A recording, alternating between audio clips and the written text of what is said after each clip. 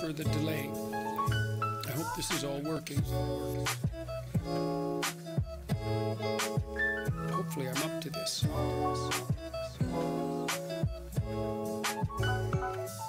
I'm learning how to manage this, I think. I'm not really interested, I suppose, in slowing down, although it has been a bit much in the last year and a half. I do better in some ways when I'm working flat out. So, yeah, I thought about slowing down, but I've decided against it. There are times in your life where it's not time to slow down, it's time to become more efficient. That's the thing, you can become so efficient. You end up doing things in 5 minutes that would otherwise take you a week. As you take on more responsibilities and you determine that you're going to become more efficient, the responsibility pushes the efficiency. What do they say too? There's time enough to sleep when you're in the grave.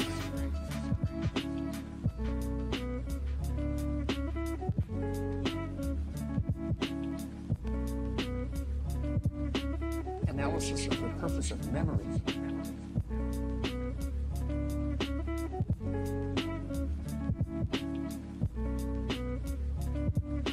People think that the purpose of memory is to remember the past. And that's not the purpose of memory. The purpose of memory is to extract out from the past lessons to structure the future. Lessons to structure the future. So you're done with a memory when you've extracted out the information that you can use to guide yourself properly in the future. Done with a memory when you've extracted out the information that you can use to guide yourself properly in the future. Done with a memory when you've extracted out the information that you can use to guide yourself properly in the future. Done with a memory when you've extracted out the information that you can use to guide yourself properly in the future. So if you have a traumatic memory, for example, it's really obsessing you.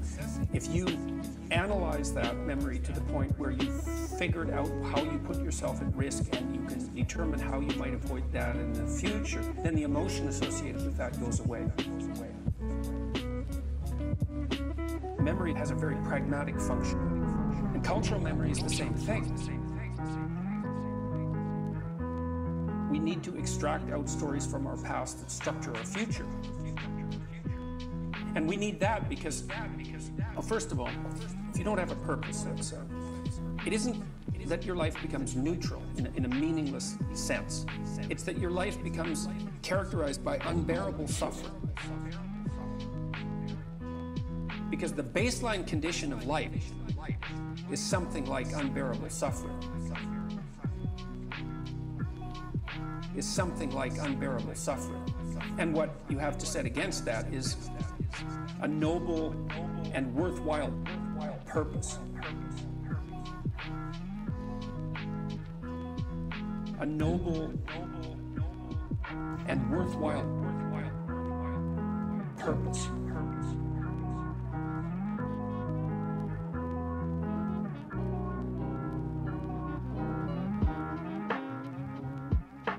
Hopefully, your determination of that purpose is buttressed to some degree by the wisdom of the past, because you can't conjure something like that up on your own. And if you provide people with nobility of purpose, then they can tolerate the suffering of existence without becoming entirely corrupted by it. And cultures that don't do that, it isn't even so much that they die, it's that cultures that don't do that are dead. They're done. They don't have a story anymore, and they don't have a call to adventure. And then, well, then everyone suffers stupidly as a consequence. It's a very bad thing. Bring the story forward and propagate it and make it the most noble possible story.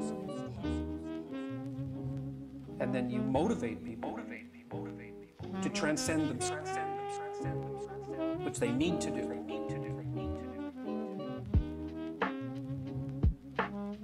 think of freedom as the ability to implement your whim.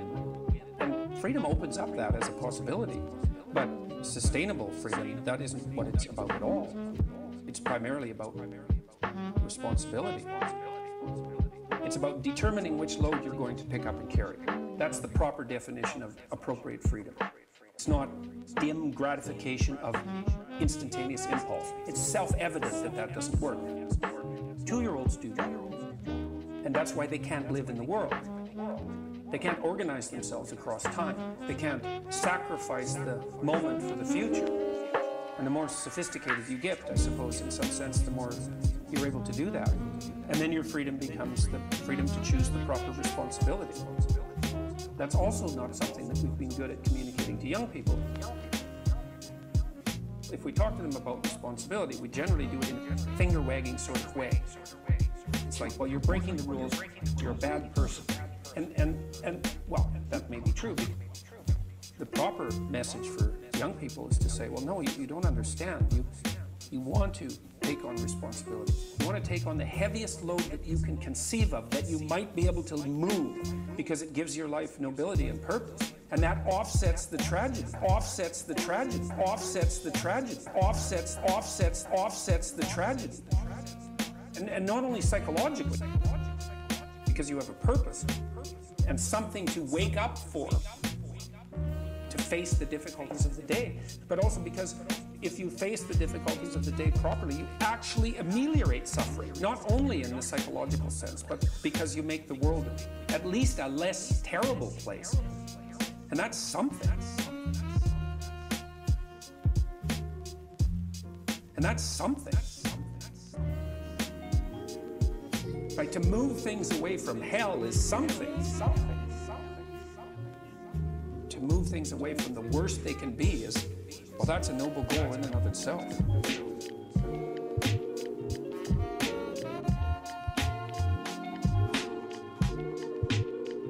There's a lot of really good things going on in the world. We have poverty, absolute poverty, between the year 2000 and 2012. Hundreds of thousands of people are being connected to the power grid every day. Fresh water is available not to fewer and fewer people, but to more and more people. That's happening extremely rapidly. Starvation in India and China is a thing completely of the past. You never hear about that.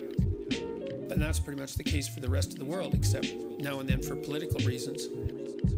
You know, everybody's got a cell phone, and anybody who doesn't is going to have one in the next 10 years. And that puts in people's hands a degree of communication and access that would have been absolutely incomprehensible even 15 years ago. All these good things are happening. And just concentrating on this polarization process that seems to have gripped us in the West seems counterproductive given all those good things that are going on in the background. Now, that doesn't make what's going on in the West trivial, but it does set it inside a much more positive context, so that's something to keep in mind. Freedom of speech. The right to freedom of speech is central because it's the right by which you defend all the other rights. Well, that's why the idea of logos in the West is the most sacred concept. Christ, think about this psychologically, Christ is the ideal of perfection. This is independent of any religious discussion or any historical accuracy.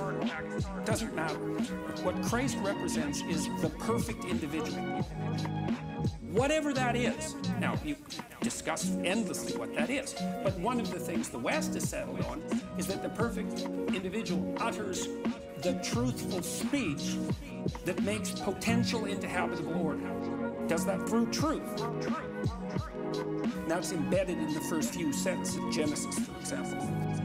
God brings the world into being. And the idea that that truthful speech that brings the world into being from formless potential also characterizes each person. That's our fabrication in the image of God. That's the idea of the West. It's an unbelievably remarkable idea that perfection, individual perfection, is to be found in the relationship with spoken truth. God, That's the great idea. Well, it's out of that arises the observation that there's nothing more central to the hierarchy of rights and obligations as well, let's say, than freedom of speech. Yes, it's absolutely central. That's why Christ is the Word made flesh. The idea is that the perfect individual is the person who speaks truth, but also acts out the truth of those words. It's a proposition whose merit is virtually self-evident when you understand it in that manner. So yeah, to see assaults on freedom of speech, especially compelled speech, well, that's where I drew the line in my life. It's like, that is the West. It's logocentric. If you want to take the West down, you remove the idea of the divine word from the substructure of the society. So you have to do that. It's like, and this is the level at which this war is being fought. It's fundamentally a theological war. Question? I'm married young and have had only one sexual partner. Now I desire variety, but value my marriage and will not cheat. Any insight on overcoming this conflict? As a matter of fact, yes, I would say get the variety with your partner. You know, there's lots of games you can play to spice up your sexual life. Buy some lingerie, like buy 100 pieces. You know, buy whatever you need that you might want to experiment with. You have to introduce that spirit of pretend play that you had when you were a little kid into your sexual life, and then you have many partners in the same person. Put some thought into it. Sex is a domain in which expertise can be developed just like any other domain. Some of that's play and fantasy play, some of it's sexual technique. And I guess then the other thing I would say is take stock of each other and see if there are things that you could do in your life that would make you more attractive to one another.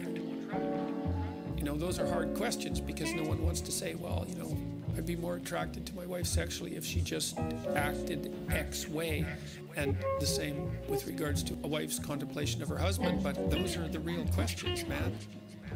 If your partner isn't acting in a manner that is sexually attractive, then either there's something wrong with you or there's something wrong with them. Those harsh judgments that your sexual attraction makes are also very useful ways of orienting yourself towards proper behavior in the world. Admit to the variety that you want and see to what degree you can fulfill that within the confines of the marriage. It's also part of coming into contact with the shadow, I would say, if you want to look at it from a Jungian perspective.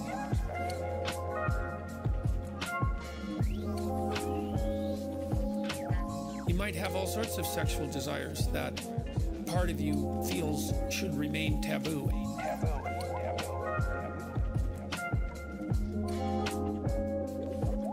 And maybe they should. I'm not suggesting absolute sexually libertine behavior. Maybe they should. I know sexuality has to be regulated very carefully.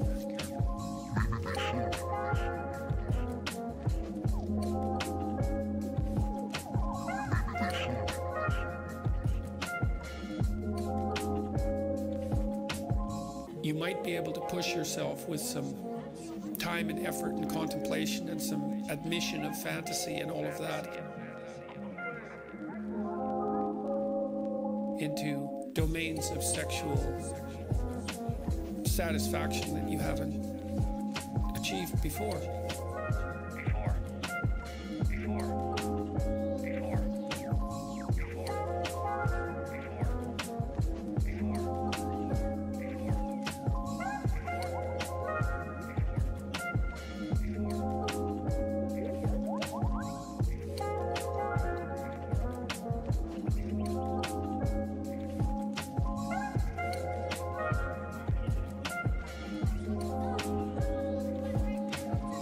I try to do this in my therapeutic practice. I try to do this all the time. I want the best for what wants the best in you. It's like that part, I'm that part's friend. It's like I don't have unconditional positive regard. I am not on the side of you that's aiming at your defeat. I'm not at all on that side. I'm on the side of you that's struggling towards the light, right? And I'm on the side of that part of me. At least I'm trying to be on the side of that. And that's the definition of love. And that's the definition of love, I believe. Because what it means is, but I said it. I truly want the best for what wants the best in you. Yeah. And people love that.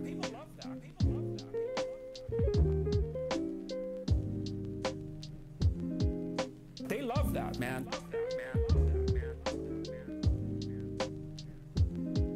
I'm trying to figure out what's the best for us.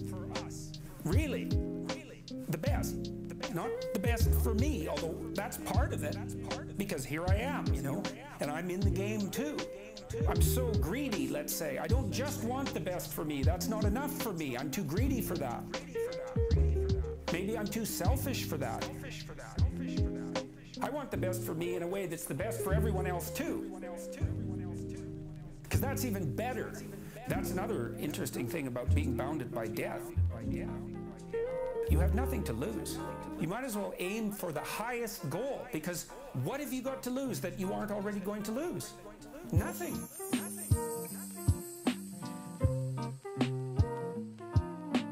Nothing. And you have everything, hypothetically, to gain. If you want to go to university and become a physician, there's a lot of sacrifice of impulsive gratification that goes along with that. But if you become a physician, then it's a noble enterprise, people support you socially, and all of the needs that you need to have fulfilled will also be fulfilled by that enterprise. Well, that's a way better model.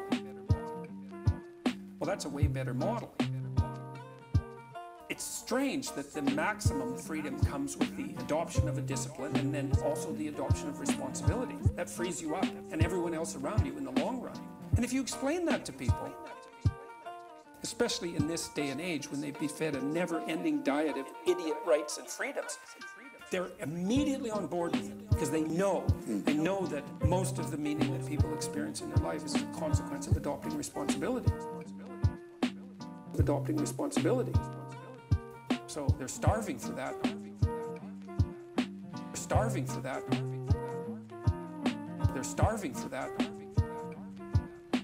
The idea to be articulated.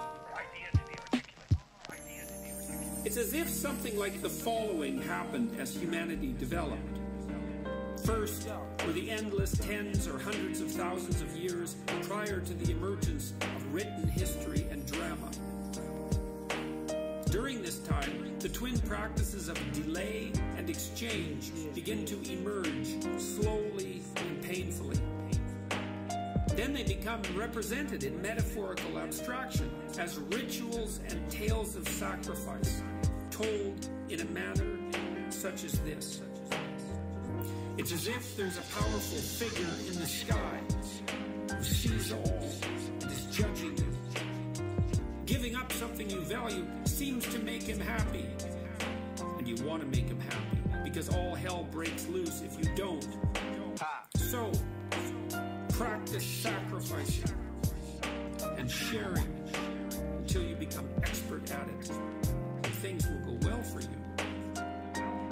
No one said any of this, at least not so plainly and directly, but it was implicit in the practice and then in the stories. Shit is wow. Action came first, as it had to, as the animals we once were could act, but could not think. People watched the successful succeed and the unsuccessful fail for thousands and thousands of years. We thought it over and drew a conclusion. The successful among us delayed gratification. The successful among us bargain with the future. A great idea begins to emerge, taking ever more clearly articulated form, ever more clearly articulated stories. What's the difference between the successful and the unsuccessful? The successful sacrifice. Things get better as the successful practice their sacrifices. The questions become increasingly precise and simultaneously broader. What is the greatest possible sacrifice for the greatest possible good? And the answers become increasingly deeper and profound. The God of Western tradition, like so many gods, requires sacrifice. But sometimes he goes even further. He demands not only sacrifice, but the sacrifice of precisely what is loved best.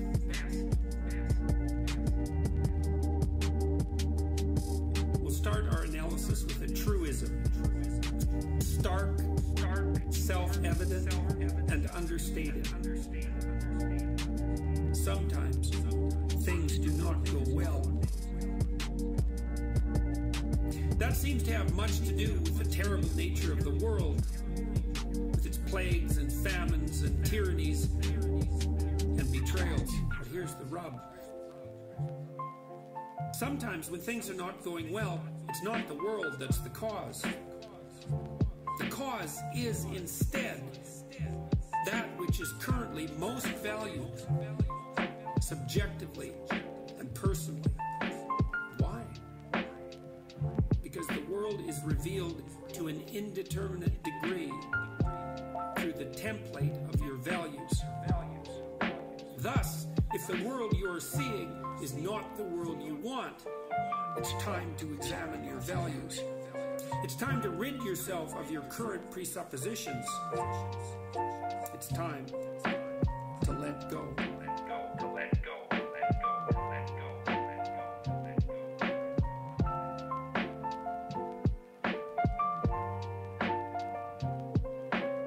It might even be time to sacrifice what you love best so that you can become who you might become instead of staying who you are. Something valuable given up ensures future prosperity. Something valuable sacrificed pleases the Lord. What is most valuable and best sacrificed? Or what is at least emblematic of that? A choice cut of meat, the best animal in a flock, a most valued possession. What's above even that? What constitutes the ultimate sacrifice for the gain of the ultimate prize? It's a close race between child and self. The sacrifice of the mother offering her child to the world is exemplified profoundly by Michelangelo's great sculpture, Pieta. Michelangelo crafted Mary cradling the nearly naked body of her adult son, crucified and ruined. It's her fault. It was through her that he entered the world and its great drama of being. Is it right to bring a baby into this terrible world? Every woman asks herself that question. Some say no, and they have their reasons. Mary answers yes, voluntarily, knowing full well what's to come. As do all mothers, if they allow themselves to see. It's an act of supreme courage when it's undertaken voluntarily. In turn, Mary's son, Christ, offers himself to God and the world to betrayal, torture, and death, to the very point of despair on the cross, where he cries out those terrible words, my God, why hast thou forsaken me?" That is the archetypal story of the man who gives his all for the sake of the better, who offers up his life for the advancement of being, who allows God's will to become manifest fully within the confines of a single mortal life. That is the model for the honorable man. In Christ's case, however, as he sacrifices himself, God, his Father, is simultaneously sacrificing his Son. It is for this reason that the Christian sacrificial drama of Son and Self is archetypal. It's a story at the limit, where nothing more extreme, nothing greater can be imagined. That's the very definition of archetypal. And that's the core of what constitutes religious. Pain and suffering define the world. Of that, there can be no doubt.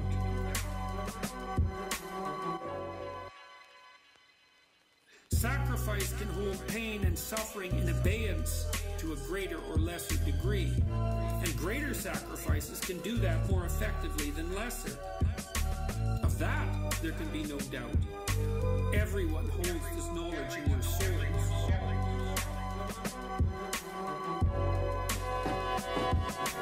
Thus, the person who wishes to alleviate suffering, who wishes to rectify the flaws in being, who wants to bring about the best of all possible futures, who wants to create heaven on earth, will make the greatest of sacrifices of self and of child, of everything that is love, to live a life aimed at the good. He will forego expediency. He will pursue the path of ultimate meaning, and he will, in that manner, bring salvation to the ever desperate world.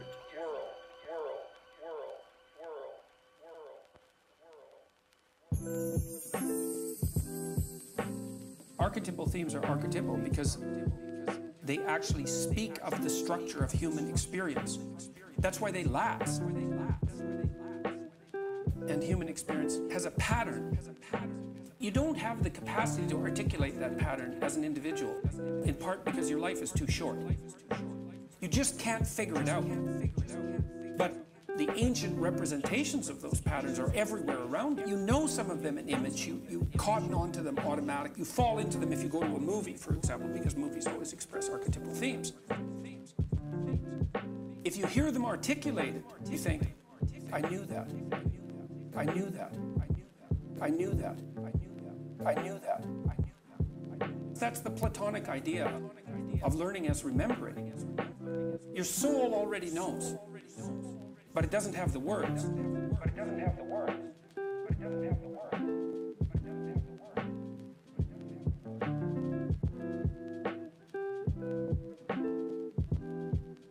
And so, when people talk to me about watching my lectures, they say one of two things. A quarter of them say, when I listen to you talk, it's as if you're telling me things that I already know. It's like, yeah, well, that's exactly right, because that's what archetypal stories are. They're the description of what you already know. But that can be articulated, and then who you are and how you see yourself and the way you describe yourself all become the same thing.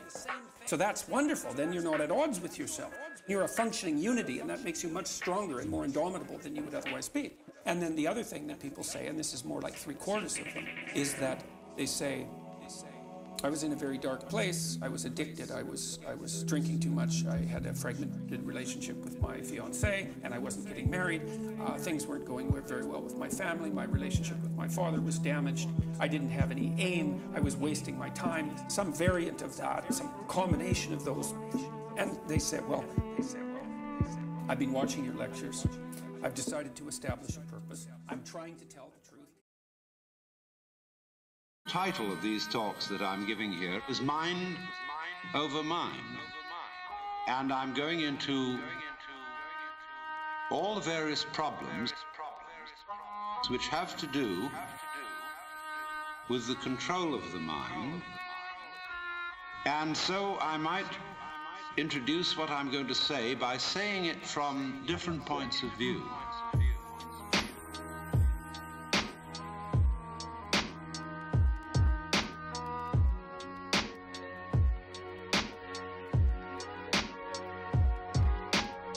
For example, if you're interested in communications, it will be the problem of feedback. Or if I may put it in theological terms, how does man follow the will of God if the will of man is perverse? The theologians say, you cannot do this without having divine grace, or the power to follow the will of God. How then do you get grace? Why is grace given to some and not to others? If I cannot follow the will of God by my own effort because my will is selfish, how will my will, which is selfish, be transformed into an unselfish will? If I cannot do it because I am already the selfish will, then grace must do it. Then grace must do it. If grace has not already done it, why not? Because I didn't accept it. But by definition, I had no power to accept it because my will was selfish. Must I then become a Calvinist and say that only those people who are predestined to receive grace will be able to live the good life? The good life. Then we come back to the inadmissible position that people who live evil lives and do not get grace because they are not predestined to it out of the infinite wisdom of the Godhead, then God himself must be held responsible for their evil deeds.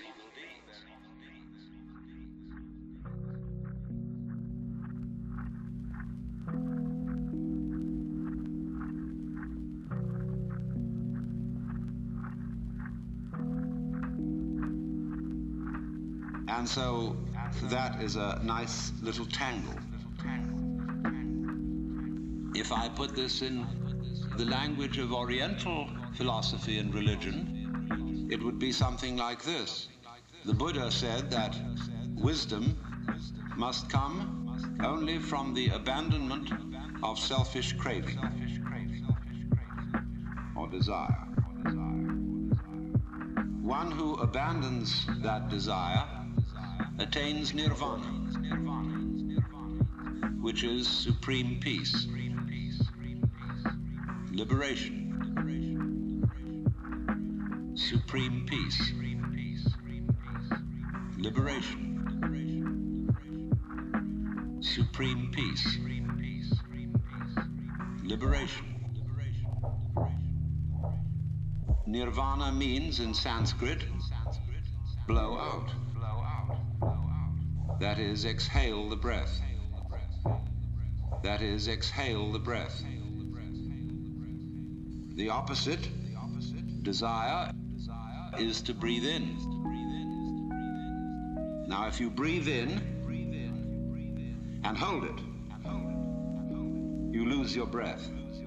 But if you breathe out, it comes back to you.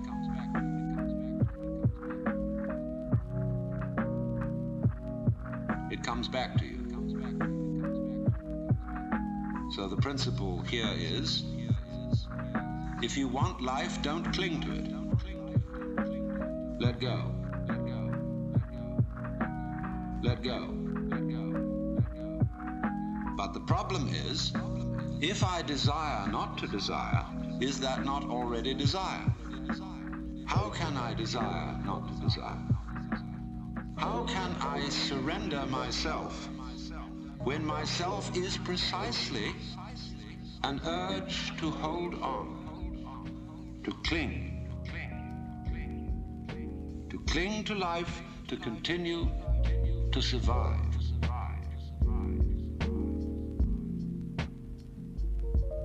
To survive.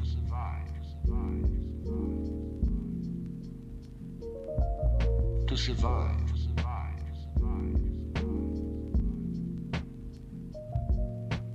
I can see rationally that by clinging to myself I may strangle myself.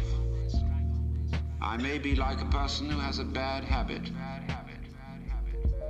as a result of which he is committing suicide. And he knows that,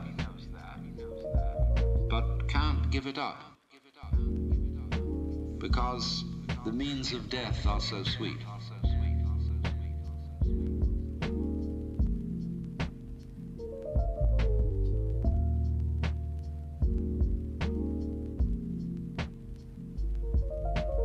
So it all comes down to this basic question, that human beings have for a long, long time been concerned about transforming their minds. Is there any way in which one's mind can be transformed? Or is it simply a process which is nothing more than a vicious circle? I could ask, why have you come here this afternoon? What were you looking for? Would it be too presumptuous of me to say that you were looking for help?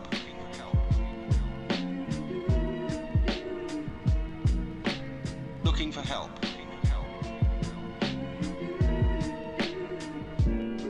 That you hoped you would hear somebody who had something to say that would be of help and relevance to you as members of a world which is running into the most intense difficulty. A world beset by a complex of problems, any one of which would be bad enough. But when you add together all the great political, social, and ecological problems with which we are faced, they are appalling. And one naturally says, the reason why we are in such a mess is not simply that we have wrong systems for doing things, whether they be technological, political, or religious, but we have the wrong people. The systems may be all right, but they are in the wrong hands because we are all, in various ways, self-seeking, lacking in wisdom, lacking in courage, afraid of death, afraid of pain, unwilling really to cooperate with others, unwilling to be open to others. And we all think that's too bad. It's me that's wrong.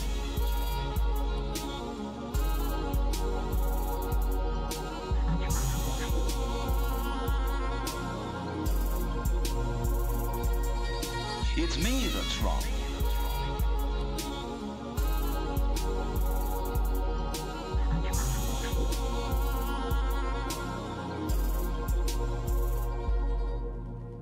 And if only I could be the right person. Is this man going to tell me something that will help me to change myself so that I will be a more creative and cooperative member of the human race? I would like to improve. So in so many people's minds and from so many different angles, there is this urgent feeling that I must improve me. And this is critically important. Because it's obvious, at least it's superficially obvious, that the way things are, we are going to hell fast. Now in this question, can I improve me? There is the obvious difficulty that if I am in need of improvement, the person who's going to do the improving is the one who needs to be improved. And there immediately we have a vicious circle. You want grace. Well, ask God, maybe he'll give it to you. And the theologian will tell you, yes, God gives his grace freely. He gives it to all because he loves all. It's here like the air. All you have to do is receive it. Or a more orthodox, a Catholic Christian would say, all you have to do is to be baptized, to take the holy sacrament of the altar, the bread and wine, the body and blood of Christ, and there is the grace right there. And it's given by these simple physical means so that it's very easily and readily available. Well, a lot of people got baptized, and it doesn't always take. People fall from grace. Why do they? You see, we're just talking about the same old problem, but we put it a step up. But it's the same problem. How can I improve myself? Was the first problem. The second problem is, how can I accept grace? They're both the same problem. Because you've got to make a move, which will put yourself out of your own control into the control of a better. If you don't believe in the Christian kind of a God, you can believe in the Hindu kind of a God, who is your inner self. You see, you've got a lower self, which you can call your ego. That's that little scoundrelous fellow that's always out for me.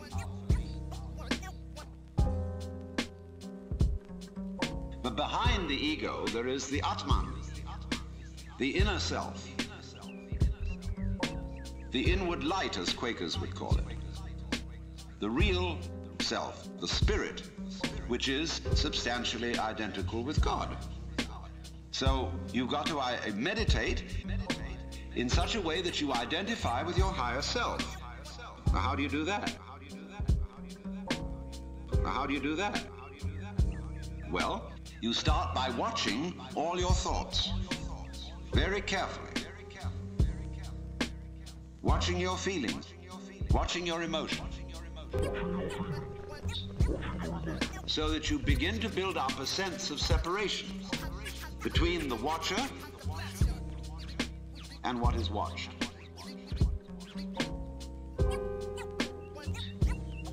So that you begin to build up a sense of separation between the watcher and what is watched.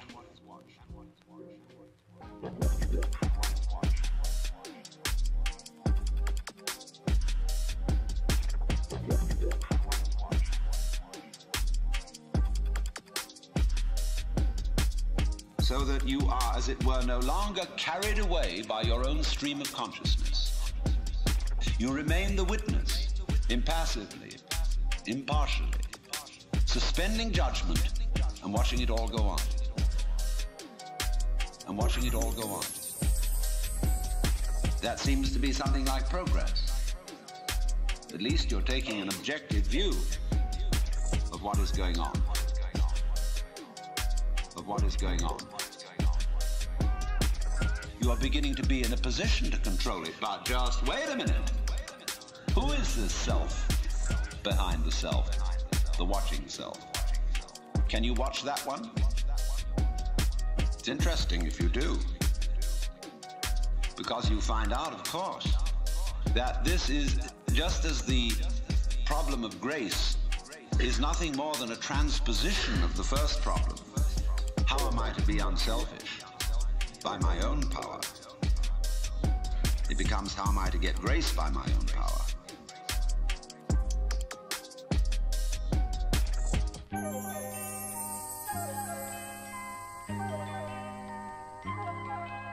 So, in the same way, we find that the watching self, or the observing self, behind all our thoughts and feelings, is itself a thought. That is to say, when the police enter a house in which there are thieves, the thieves go up from the ground floor to the first floor. When the police arrive on the first floor, the thieves have gone up to the second, and so to the third, and finally out to the roof. And so when the ego is about to be unmasked, it immediately identifies with the higher self. It goes up a level.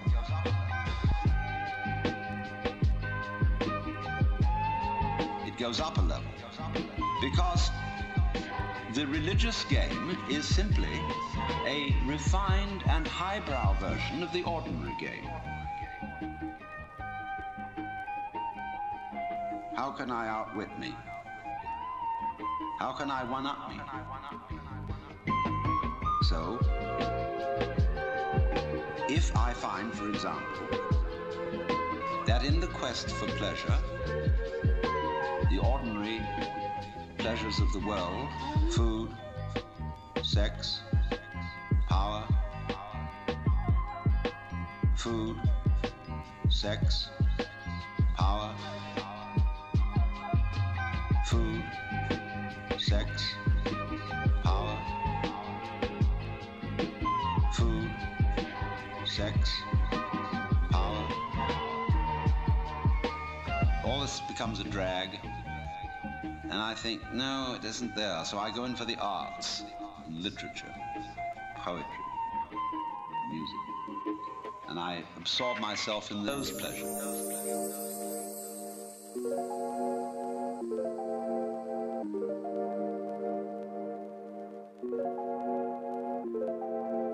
Those pleasures.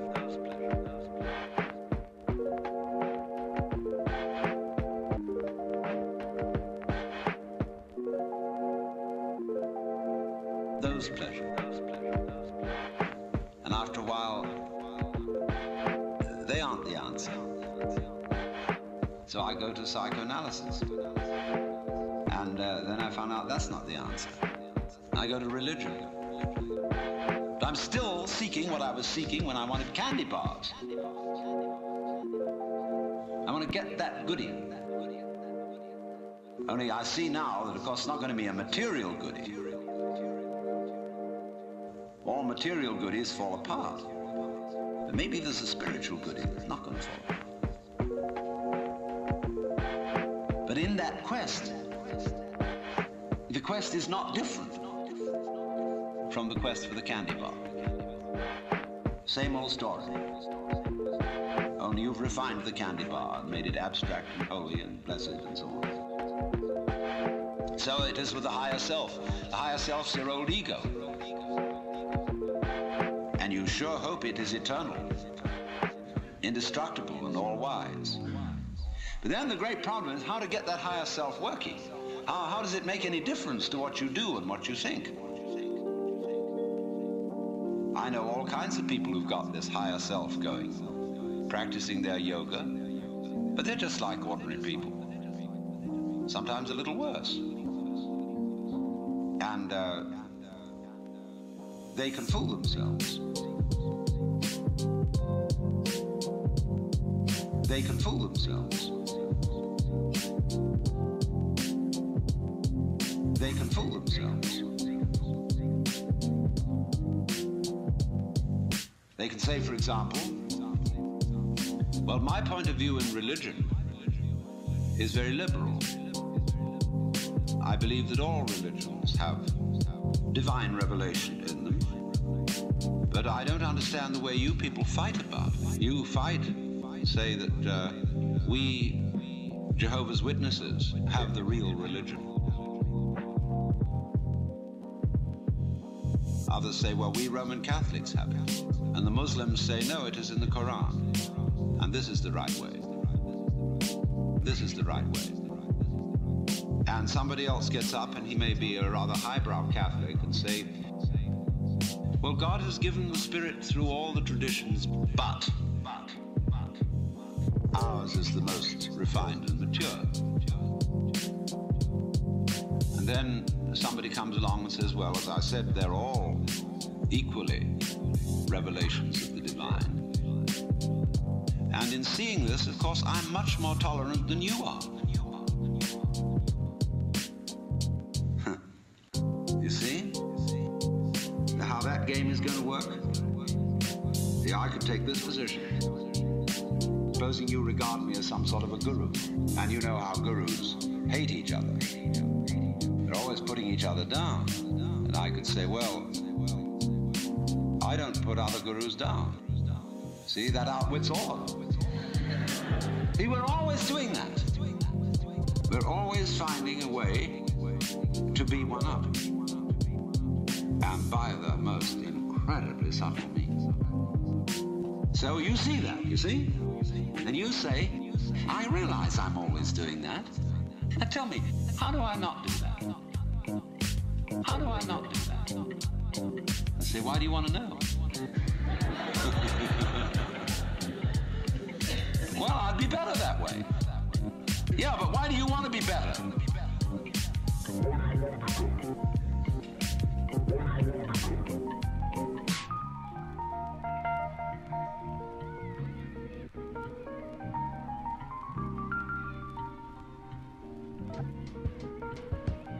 You see, the reason you want to be better is the reason why you aren't. We aren't better because we want to be. Because the road to hell is paved with good intentions. Because all the do-gooders in the world, whether they're doing good for others or doing it for themselves, are troublemakers. Troublemakers. On the basis of kindly let me help you or you'll drown, said the monkey, putting the fish safely up a tree. Kindly let me help you or you'll drown, said the monkey, putting the fish safely up a tree. Kindly let me help you or you'll drown, said the monkey, putting the fish safely up a tree. Kindly let me help you or you'll drown, said the monkey, putting the fish safely up a tree.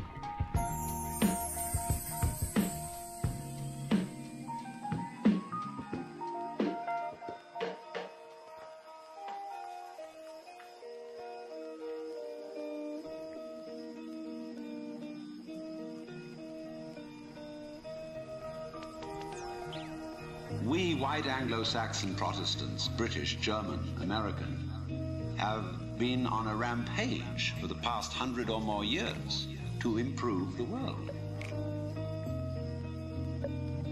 To improve the world. We have given the benefits of our culture, our religion, our technology to everybody, except perhaps the Australian Aborigines. And we have insisted that they receive the benefits of our culture, even our political styles, our democracy.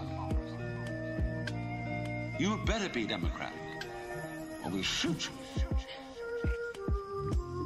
And having conferred these blessings all over the place, we wonder why everybody hates us. See, because sometimes doing good to others, and even doing good to oneself, is amazingly destructive. Because it's full of conceit. How do you know what's good for other people? How do you know what's good for you? If you say you want to improve, then you ought to know what's good for you. But obviously you don't. Because if you did, you would be improved. So we don't know. It's like the problem of geneticists, which they face today. I went to a meeting of geneticists not so long ago where they gathered in a group of philosophers and theologians and said, now look here, we need help. We now are on the verge of figuring out how to breed any kind of human character we would want to have. We can give you saints, philosophers, scientists, great politicians, anything you want. Just tell us, what kind of human beings ought we to breed? So, how will those of us who are genetically unregenerate make up our minds what genetically generate people might be? Because I'm afraid very much that our selection of virtues may not work. It may be like, for example, this new kind of high-yield grain, which is becoming ecologically destructive. Well, when we interfere with the processes of nature and breed efficient plants and efficient animals, there's always some way in which we have to pay for it. And I can well see that eugenically produced human beings might be dreadful. We could have a plague of virtuous people. Do you realize that? Do you realize that?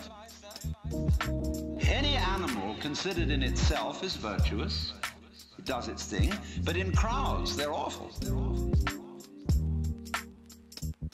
Like a crowd of ants or locusts on the rampage.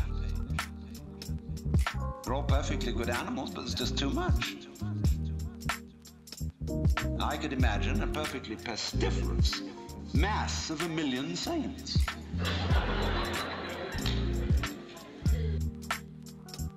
So I said to these people, look, there's the only thing you can do.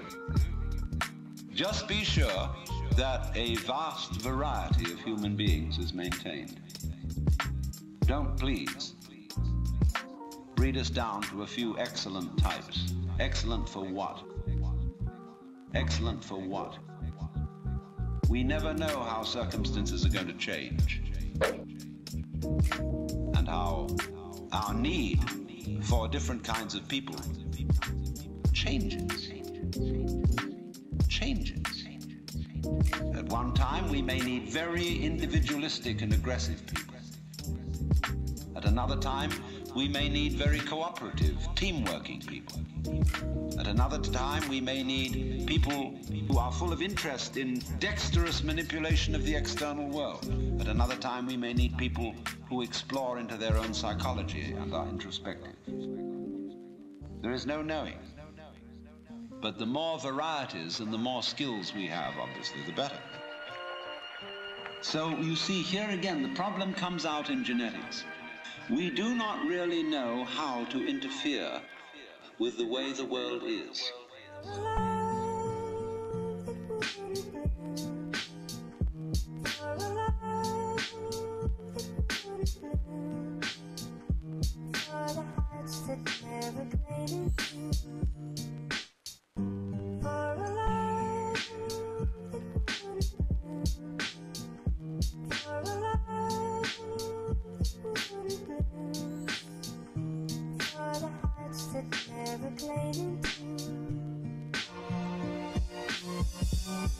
The way the world actually is an enormously complex, interrelated organism. The same problem arises in medicine because the body is a very complexly interrelated organism. And if you look at the body in a superficial way, you may see there's something wrong with it. Here's chickenpox. And there's spots that itch that come out all over the place. Well, you might say, well, the spots are there, cut them off. So you kill the bug. Well, then you find you've got real problems. Because you have to introduce some bugs to kill the bug.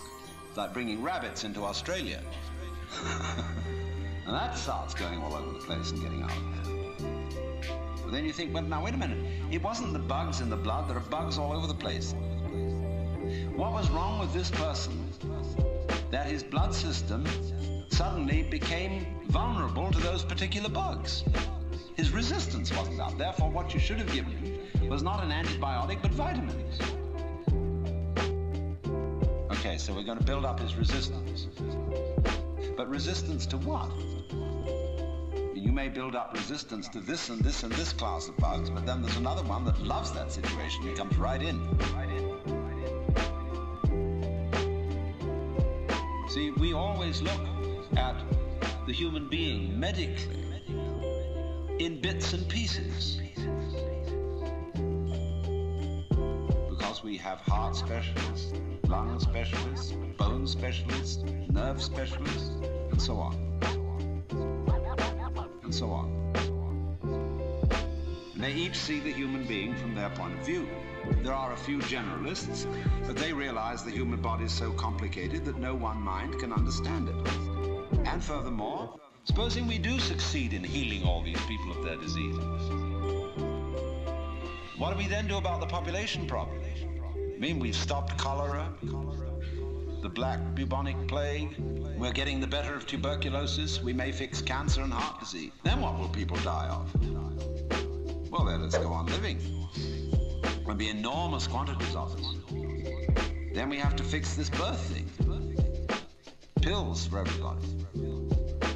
Then we find, what are the effects, the side effects of those pills? What are the psychological effects upon men and women of not breeding children in the usual way? We don't know. We don't know. And what seems a good thing today turns out tomorrow to have been a disaster. What seemed in the moral and spiritual sphere too, like great virtues in times past, are easily seen today as hideous evils. Let's take, for example, the Inquisition. In its own day, among Catholics, the Holy Inquisition was regarded as we today regard the practice of psychiatry. You see, you feel that in curing a person of cancer, almost anything is justified. The most complex operation, the most weird surgery. People suspended for days and days on end on the end of tubes with X-ray penetration, burning. Or people undergoing shock treatment. People locked in the colorless, monotonous corridors of mental institutions. In all good faith, they knew that witchcraft and heresy were terrible things. Awful plagues, imperiling people's souls forever and ever. So any means were justified to cure people of heresy. We don't change. We don't change. We're doing the same thing today, but under different names. We can look back at those people and see how evil that was, but we can't see it in ourselves. So therefore, beware of virtue.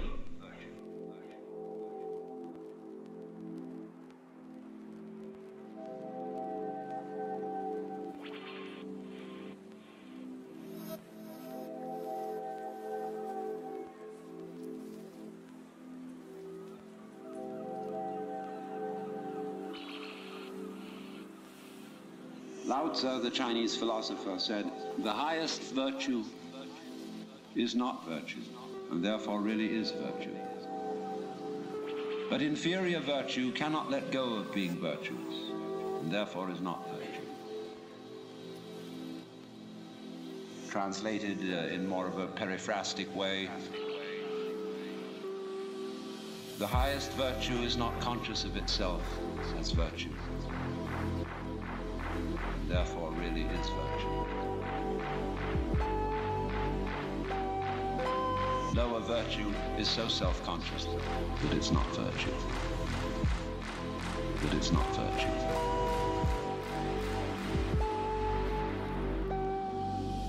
In other words, when you breathe, you don't congratulate yourself on being virtuous. But breathing is a great virtue. It's living. When you come out with beautiful eyes, blue or brown or green as the case may be, you don't congratulate yourself for having grown one of the most fabulous jewels on earth. So it's just eyes. You don't account it a virtue. To see, to entertain the miracles of color and form.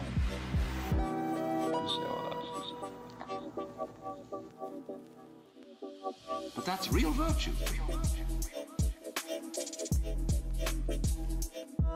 But that's real virtue.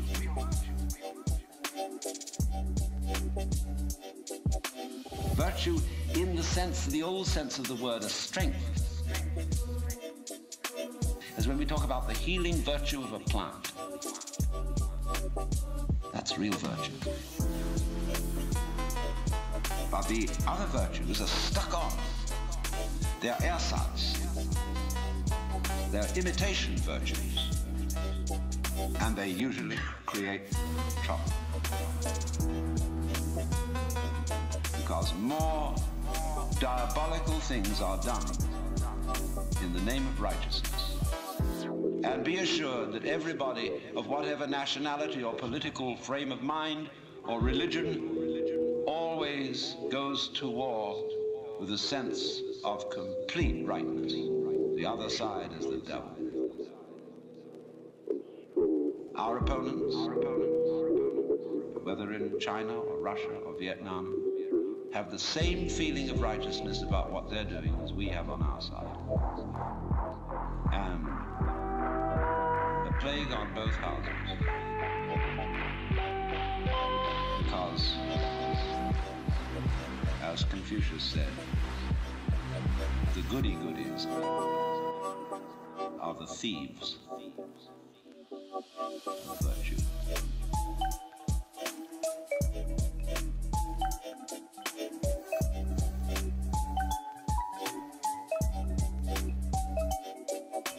which is the form of our own proverb.